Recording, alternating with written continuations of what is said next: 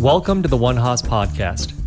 My name is Sean Lee, and today we're joined by our very own Dean Ann Harrison of the Haas School of Business. She's our 15th dean and a renowned economist who has dedicated her career to creating inclusive and sustainable policies in development economics, international trade, and global labor markets. Welcome to the podcast. Great to be here. So, Dean Harrison, I'm sure our listeners are just dying to hear and learn more about your background. We know so much about you from your speeches at Haas, but really, we want to hear about your origin story. Well, let's see. My father grew up in the Bronx in New York City and went to all these wonderful public schools. He went to Stuyvesant, which is a great public high school, and then he went to Cooper Union. And then he decided he wanted to get a PhD in chemical engineering, and armed with the GI Bill, he was able to get his PhD in France because he also wanted to learn to speak perfect French. And he went off to France, and once a month he would go to the American embassy to collect his GI Bill check, paid all his expenses. And there he met this nice French girl, Brittany, named Jacqueline Menez, and they fell in love and got married. And that's how I ended up being a dual citizen. I was born in France. My first language was French. And so that's my background. How long did you stay in France for? How long did you grow up there for? Not that long, actually. I came here when I was 2, but we were very connected to France. So every other summer, my mother would take us back to Brittany, which is in the northwest of France, traditionally a somewhat poor, heavily agricultural region. And we would go and spend every other summer there. And sometimes we would go see relatives in the farms. And I remember one farm we visited with some relatives, and I needed to use the bathroom. And I asked where the bathroom was, and he pointed to the fields. There were no bathrooms. You go to the field, right? I had some relatives who raised cows and pigs, and I had one relative with a chicken farm, thousands of baby chicks. It was wild. Wow.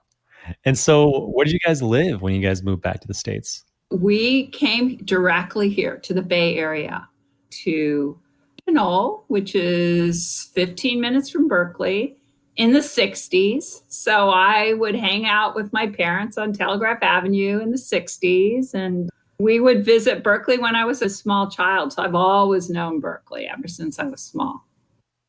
I'm really curious, why your parents moved to the West Coast, even though he's from the East Coast originally, right? Yeah, that's a great question. Before they got married, they tried a stint on the East Coast. In fact, they lived in New Jersey. My father is a chemist. He's a research chemist.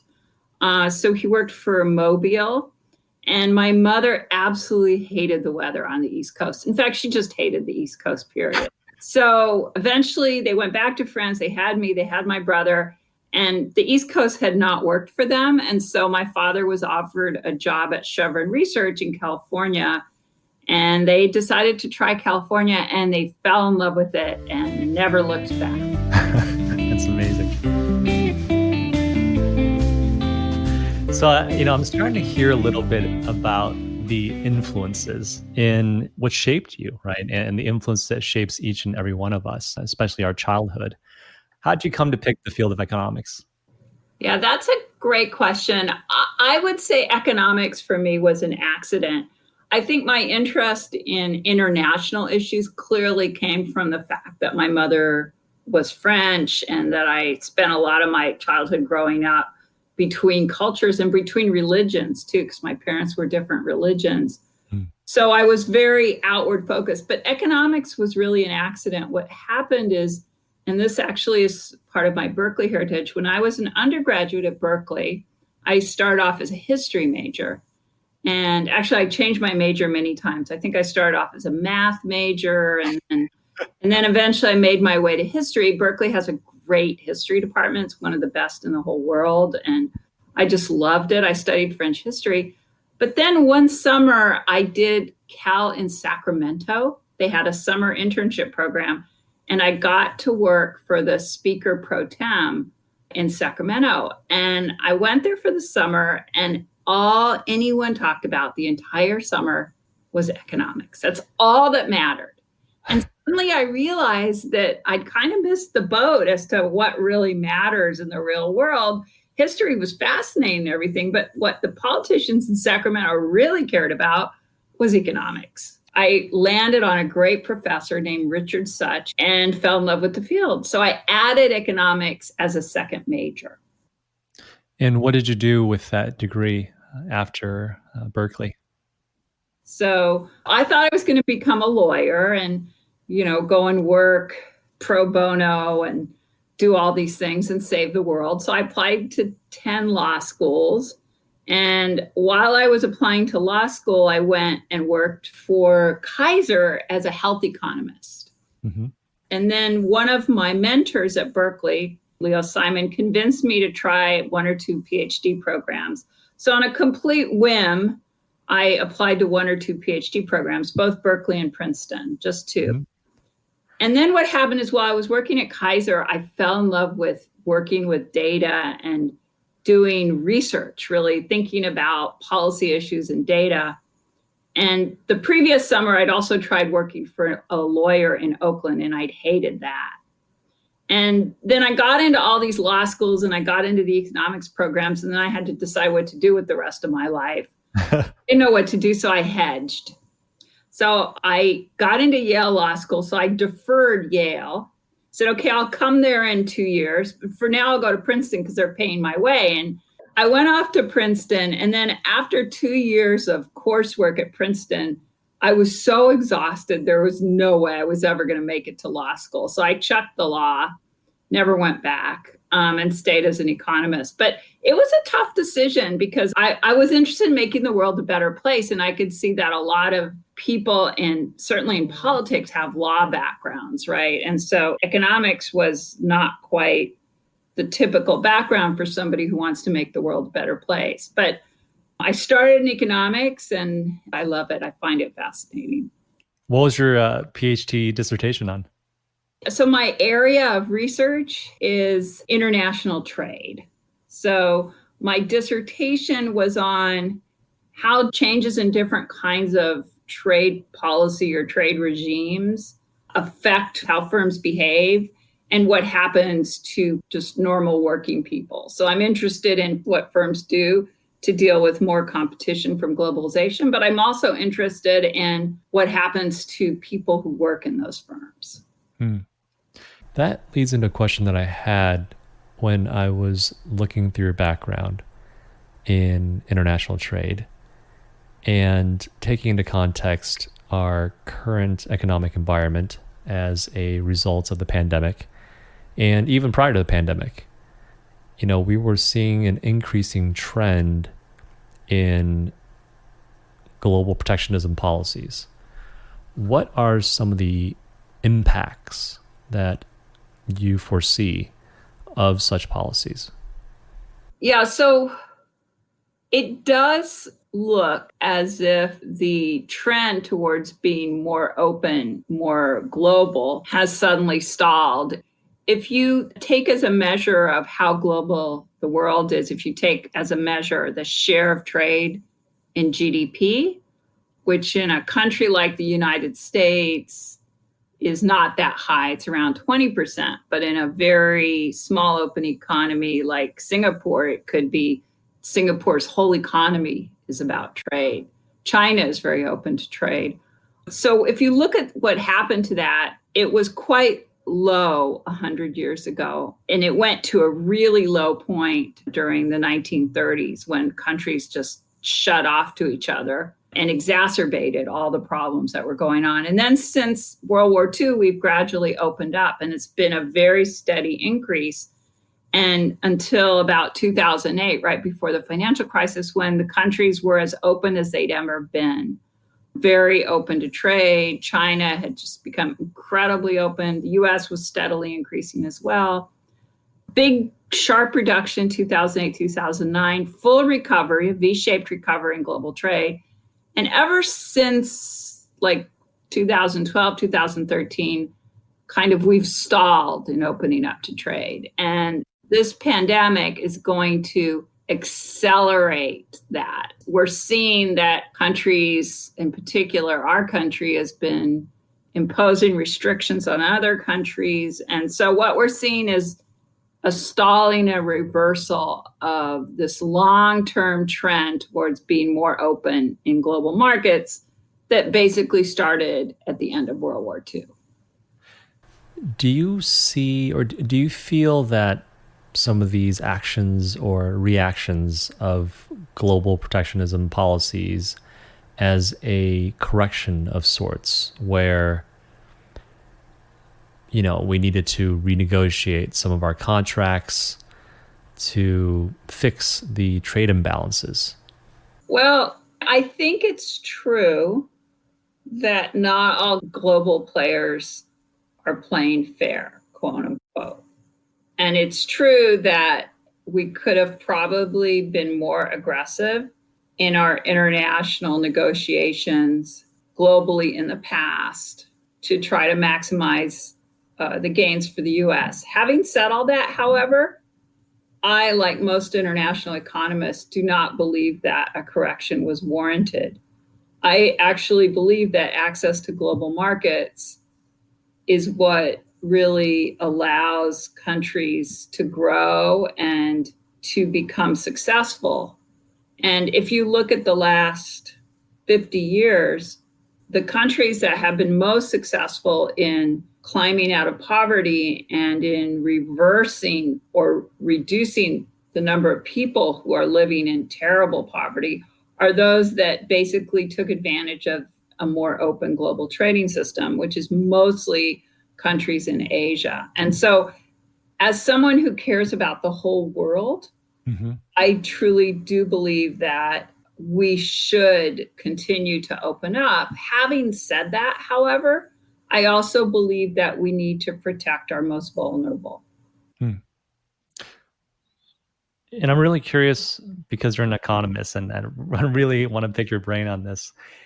Is I guess is there a conflict of interest of opening up to the globe and preserving our domestic economy? Is there a conflict at all? Because the narrative makes it seem like there's a conflict. Is it just that we are not thinking about the right economic policies domestically to be aligned with a more open global trade? That's a really great question, Sean. And obviously, not everyone's going to agree on what the right answer to that is. And certainly, it's the case that our current administration has chosen to really describe the world as a zero-sum game. If we reduce imports from some countries, that's got to benefit our population.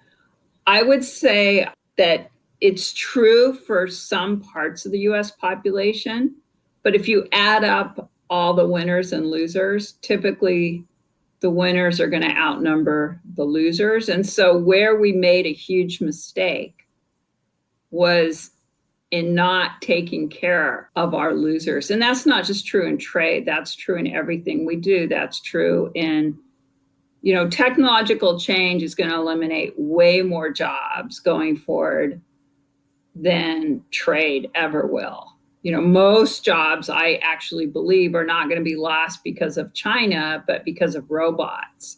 And so what we shouldn't be thinking about is blaming some external factor. What we really should be thinking about is how do we train our workforce and protect them by investing in them through health investments and education investments in order to be able to face the future.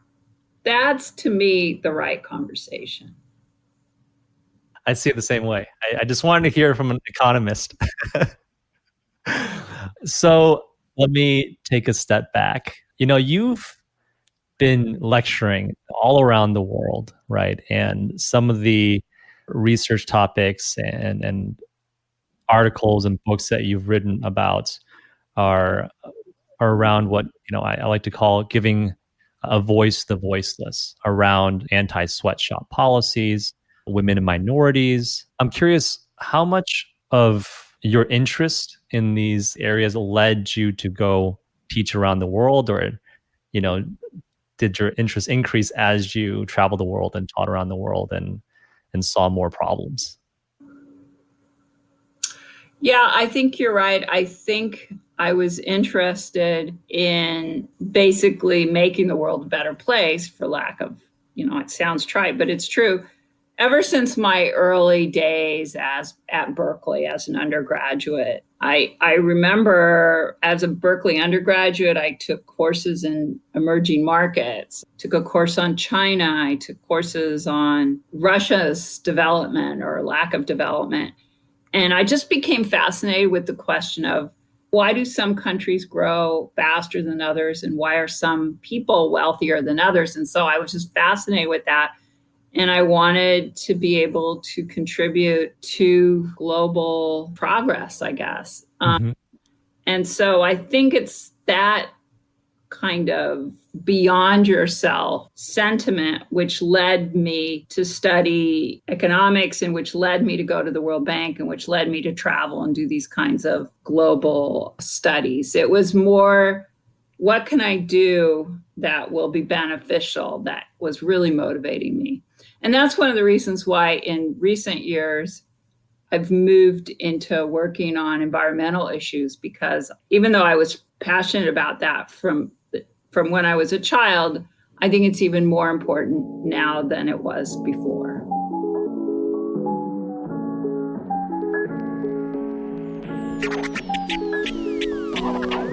All right, let's switch gears a little bit and talk about Berkeley Haas. I think our listeners are really curious to hear, as Haasies and Haasi alums, what your ideas and plans are for Berkeley Haas as our dean.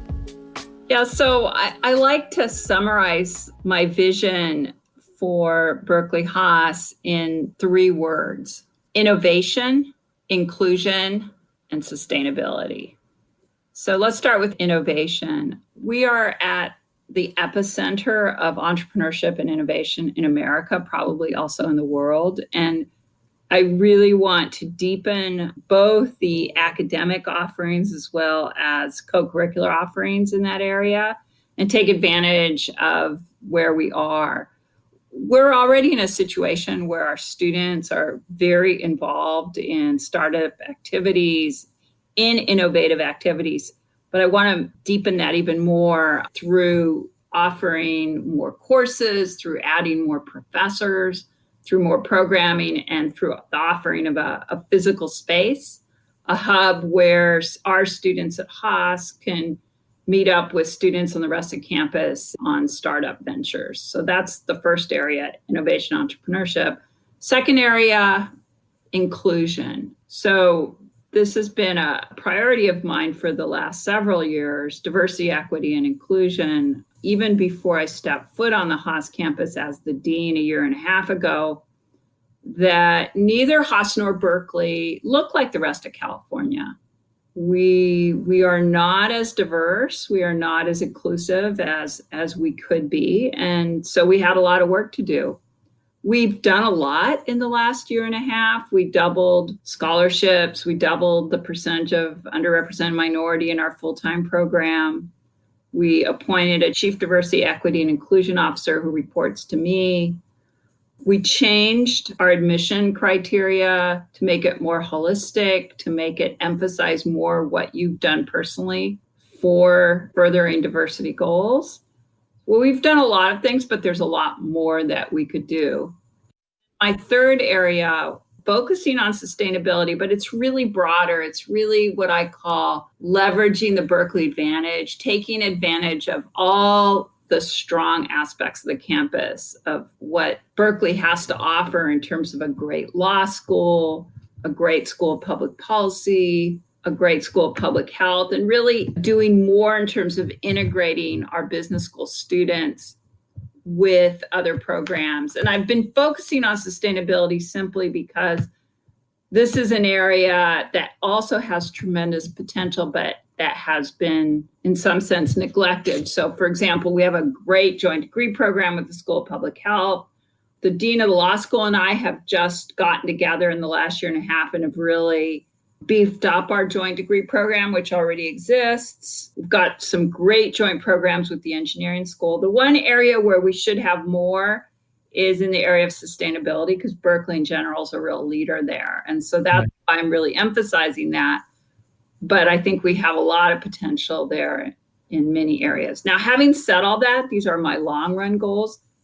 In the last 3 months, we've had to pivot pretty dramatically because of the pandemic and really invest in remote learning. And so in the short run, what we're doing is we're really thinking deeply about what can we do for our students to give them more of the best, the most engaging educational experience right now. Mm-hmm. And that is leading us to innovate in unexpected ways that weren't initially part of our long run agenda. I do have to ask, to follow up on that, how do you personally manage stress and uncertainty as a leader? Yeah, so that's really important. You can't help others if you're not helping yourself first, right? So I think it's extraordinarily important to take care of yourself, to get exercise, have outlets. You cannot work 24/7. You have to do other things. That's really critical. You need a life. And what message do you have for Haas leaders during these challenging times, aside from, making sure that they have a healthy work-life balance? This is really catered towards, the graduates. Berkeley Haas really offers a unique educational experience, which allows us to be a highly rigorous academic entity, one of the most rigorous, challenging ones in the world. So you understand exactly what it takes to come up with new financial instruments. You know what it takes to put together an ESG portfolio. You understand how to lead effectively. And on the other hand, you're also equipped with a really strong moral compass, a sense of business going just beyond yourself, where business isn't just about the bottom line. It's really about making the world a better place. And so I think that Haas is able to take these two components, the mission and the rigor, and package it into a really compelling educational experience. And I think that's what's really valuable. Amazing. I'm going to end the interview with some lightning round questions, just fun stuff. This is a personal question. Of all the places you've taught and lived in the world, I'm curious if you have a favorite place. There are two places in the world that I love. I love Berkeley, California. I just love it. It's so amazing. I mean, every day at 6:00, I turn my computer off. I get in the car and I go hike in a different part of the Berkeley and Oakland Hills. And you feel like you're in the mountains. 10 minutes from your house, you're surrounded by stately redwoods and there's no one around except the birds. And you're like, wow, you get so lucky. So I love Berkeley, California. And I also really love Paris. Paris is just the most magical place in the world. I love it. Is there a particular neighborhood of Paris that you love? I really love the area around the Luxembourg Gardens, the 6th and the 7th, the Panthéon-Sorbonne, the student quarter, the De Magot. It's magical. Yeah. Do you have a favorite book, article, or digital content that you've enjoyed lately? I have lots and lots of books that I love. A book that I read in the last 3 months that I thought was really good, it's called The Splendid and the Vile, and it is the biography of Churchill's first year in office under the Blitz, when the Germans were bombing Britain and trying to get them to surrender. Yeah. And it was very interesting to read that during this period, because in some ways what we're facing is war. And to see kind of the inside scoop on how Churchill approached this, how he found the courage to walk in London at night while the bombs were raining down right next to him is very inspirational. And I found it actually surprisingly high number of parallels to what we're facing right now, particularly as a leader. Very interesting. Do you have a favorite band or genre of music? I like all music. I feel like that's a cop-out answer. That's what I would say. Well, I can tell you one of my favorite moments was in the Greek theater, listening to Santana when the sun was setting. When I think back on some of my happiest moments, listening to Santana in the Greek theater has got to be one of them. I also went to hear Joan Baez at Berkeley when she was still performing. Actually, I went to hear her in San Francisco, come to think of it. So now I'm really dating myself. I'm embarrassed to tell you that last summer I was also in Paris and I went to hear Earth, Wind, and Fire. They're still performing. Yeah, they have some great hits. So they really do.